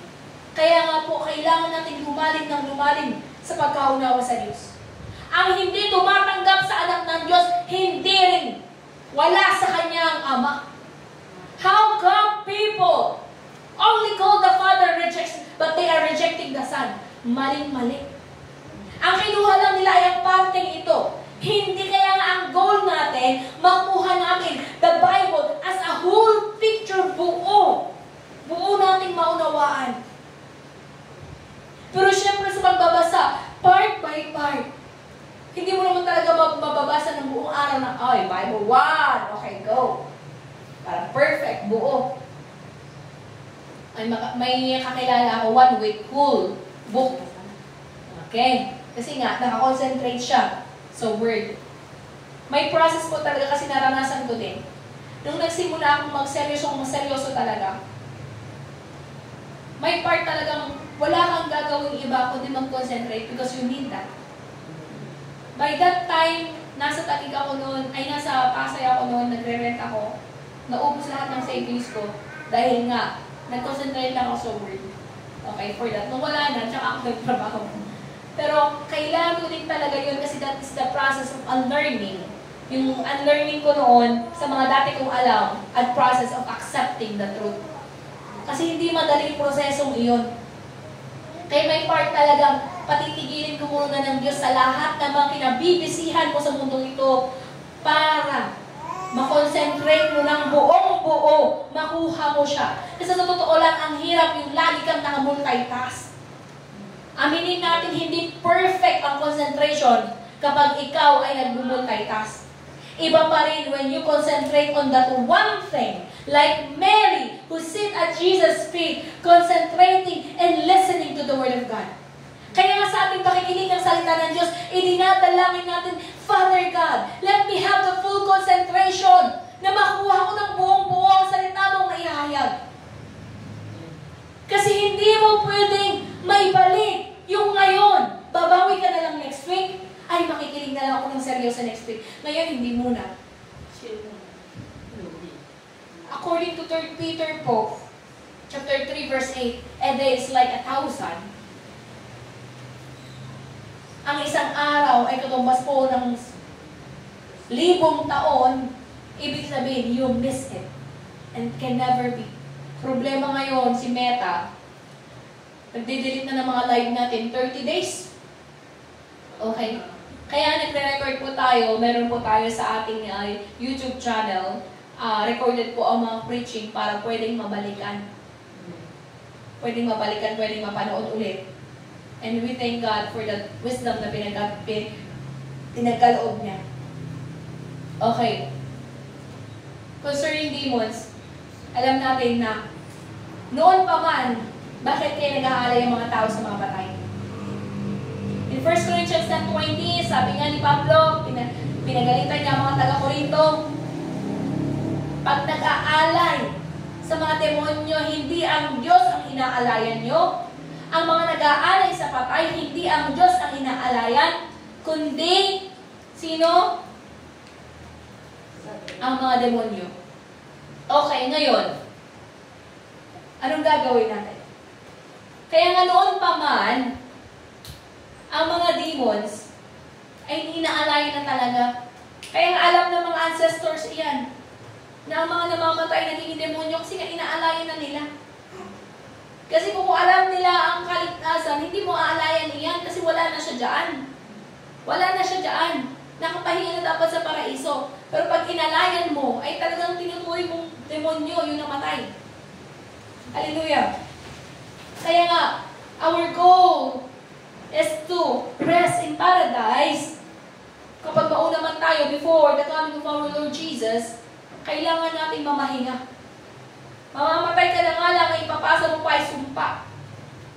Nung one time, kinakwento ko sa katrabaho ko, aralin mo, sabi kong ganun. Yung mga namamatay, ipapasa nila ang sumpa nila. Hindi sila papayag na wala silang mapagpapasahan. Kaya nga po, paano natin ma-break the curses? We must have the true faith in Jesus. Only, tanging ang mga totoong nananampalataya sa Diyos, sa ating Panginoon Yesus, ang magtatagumpay. Pagkat ang katumbas po noon, talagang laban. We are waging war. Okay. Sino po dito ang gustong mapunta sa langit? Amen. Lahat tayo nag-aamin. Okay. Pero ito lamang ay para sa mga taong alam ang kahalagahan ng kalangitan. In Matthew 13, verse 44 to 46, parable of the kingdom of God. Matthew 13, verse 44.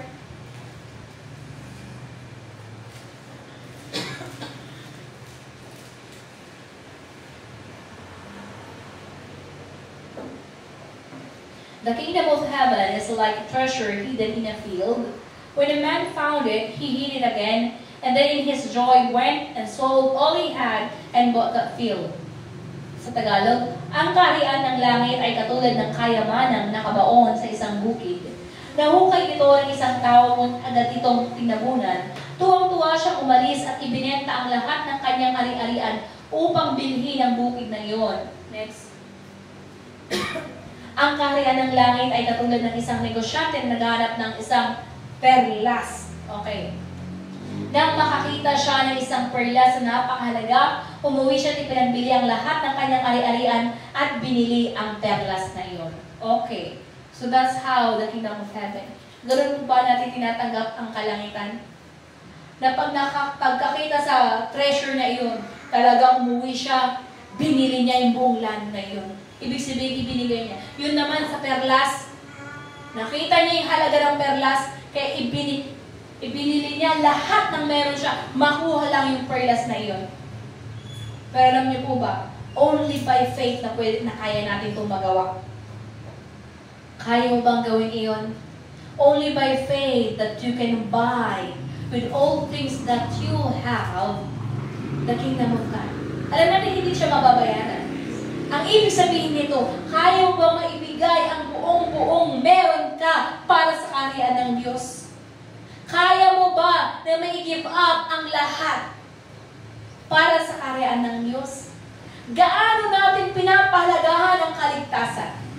Kasi kung sa panahon ngayon, magre-relax tayo, ay teka lang po, busy pa ako sa sa school ko.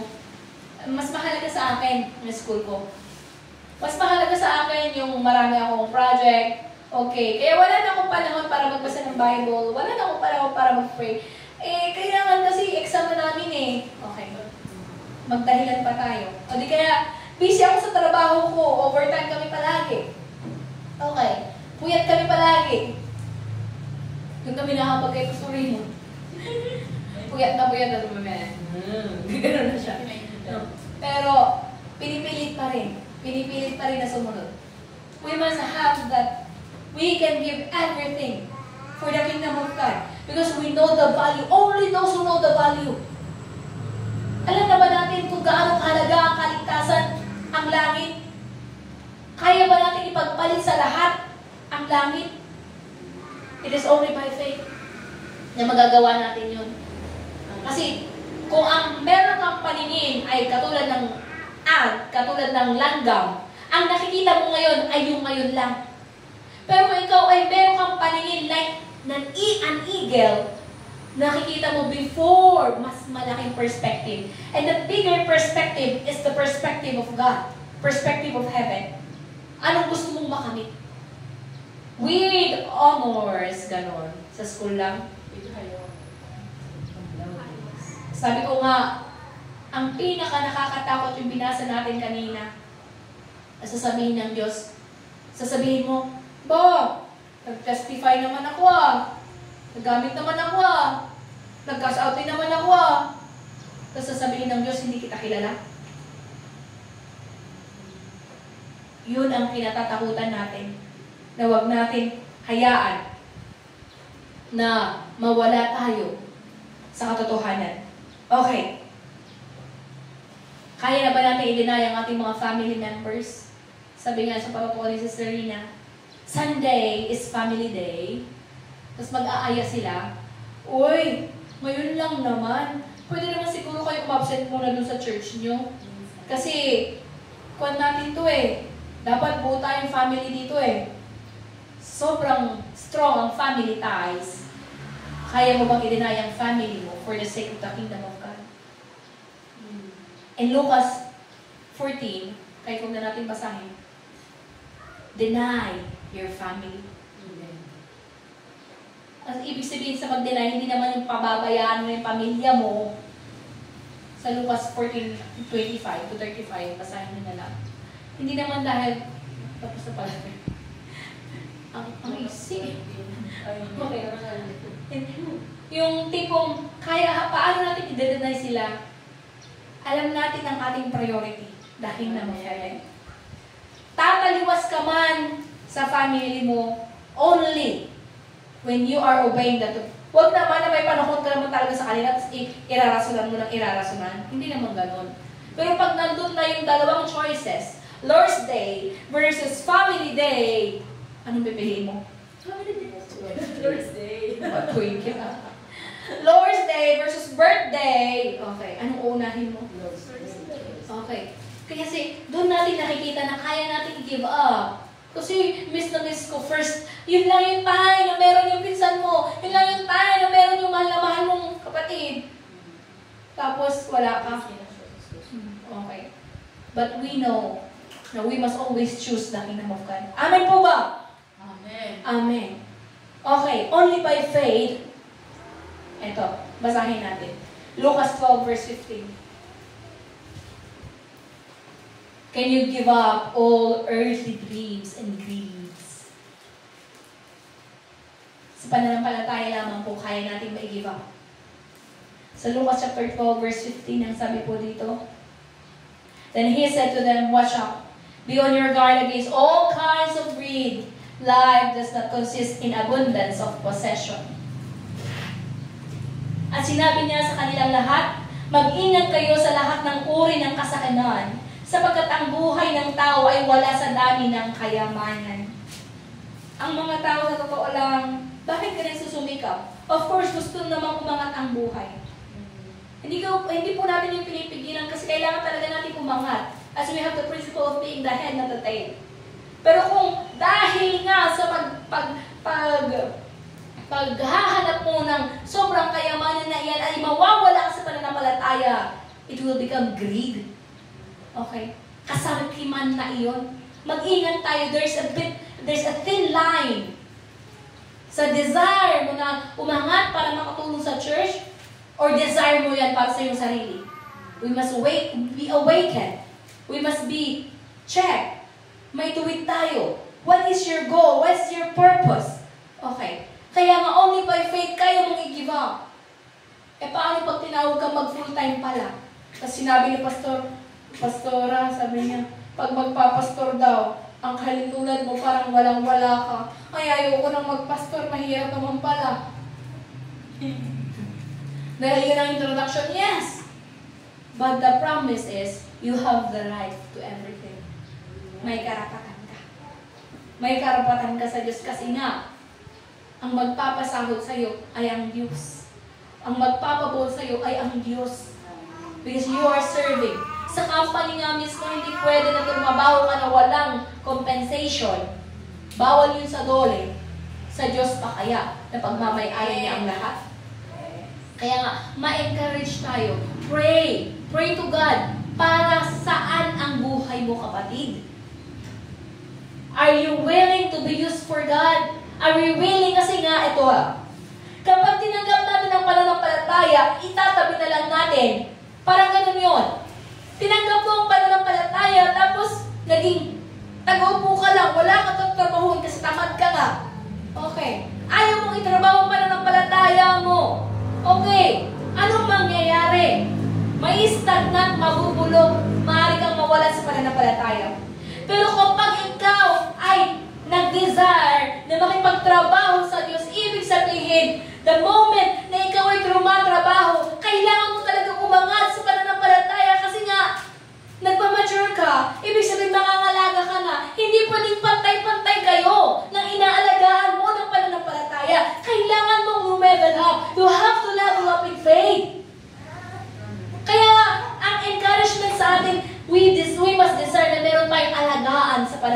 pananampalataya.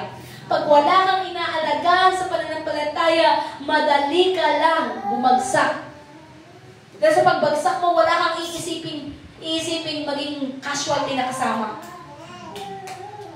Pero pag may inaalagaan ka din at meron kang pinapanalangin na makuha mo sa pananampalataya, madala mo sa paanan ng Diyos, hindi ka titigil hanggat sila ay hindi nagtatagumpay din. Kaya how much are we willing to pay the price for heaven? Jesus paid the price para sa ating kaligtasan. At ang pagbabayad na iyon, hindi simple. Kahiyahiyang kamatayan. Dumanak ang kanyang dugo para ikaw at ako may kaligtasan ngayon. Then we are so selfish na ayaw natin ipagamit ang ating buhay. We must be open and desire. How can we overcome? How can we overcome? Only by remaining in Jesus. Ang pananatili po sa ating Panginoon Jesus. Ang langit po ay lugar para sa mga tao na talagang nagnanais araw-gabi. Hindi nawawala sa isipan ang langit. Who longs day and night na makasama sa kaharian ng Diyos. Kung hindi yun ang goal natin sa pananampalataya, bakit pa tayo magseseryoso? Our goal, we must remain, we must stick on that goal, on that vision for eternal dwelling. Hallelujah. Kailangan natin makipaglaban, to fight until the end. Hallelujah. Marami pa akong dapat sabihin. Pero ito lang talaga. Kailangan nating manatili sa katotohanan. Okay.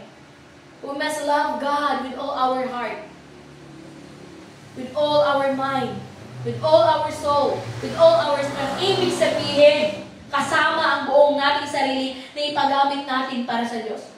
Bakit taglay mo ang kalakasan? Magamit para sa Diyos. Okay.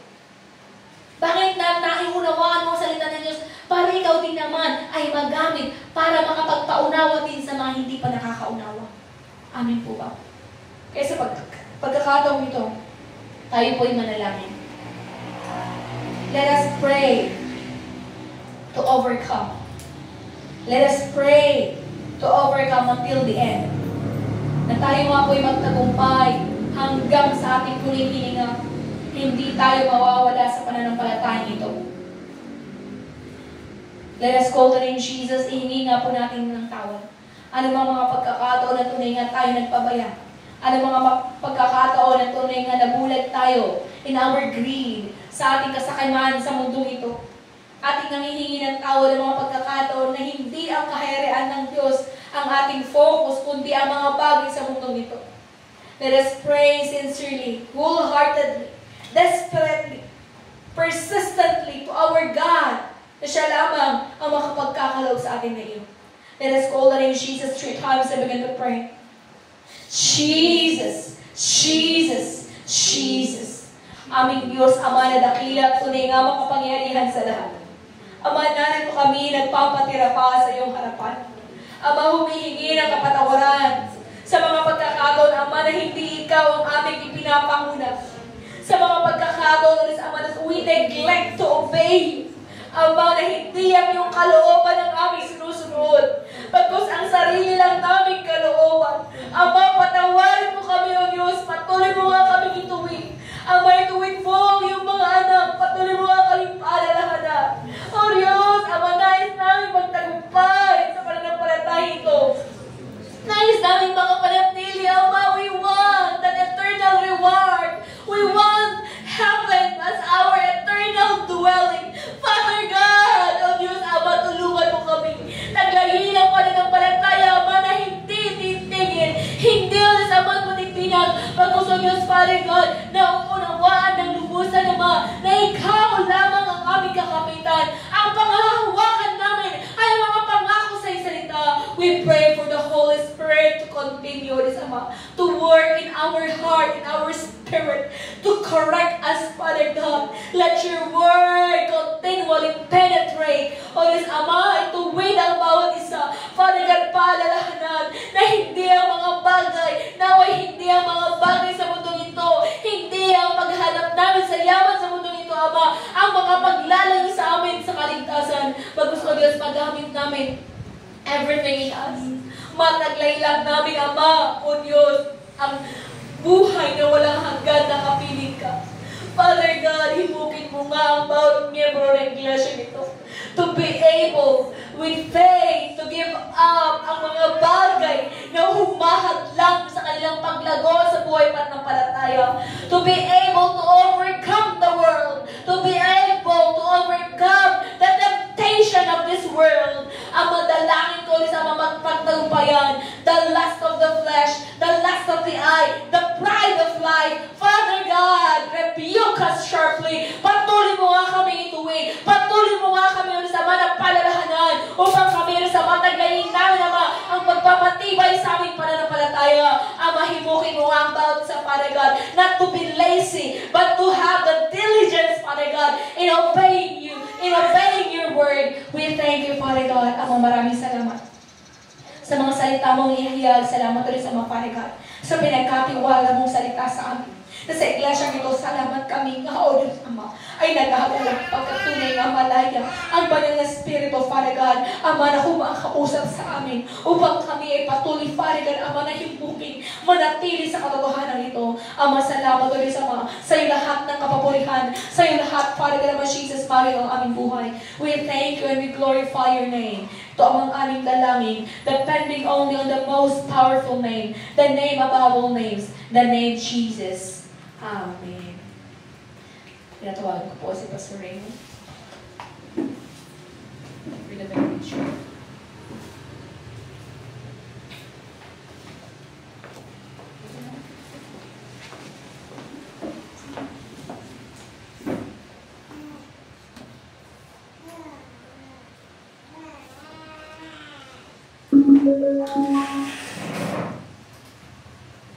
Amen. Hallelujah. God bless. God bless for the word of God na aking natin ngayon. So, let's continue. Lahat po tayo ay umayad po for the benediction. Ang kagandahan loob ng ating Panginoon Jesus, ang kanyang kabutihan na hindi nagmamaliw, ngayon at mapakailanman, at sa pangunguna ng Banal na Espiritu, at patuloy pinahayag ng maranasan nawa ng lahat ng mga nakapagtagumpay sa araw nito at makapagtatagumpay pa dahil sa pagtanggap nila sa Panginoon Jesus na siya ay anak ng Diyos at tunay nga siya ay Diyos. Ngayon at kailanman. Amen. Amen.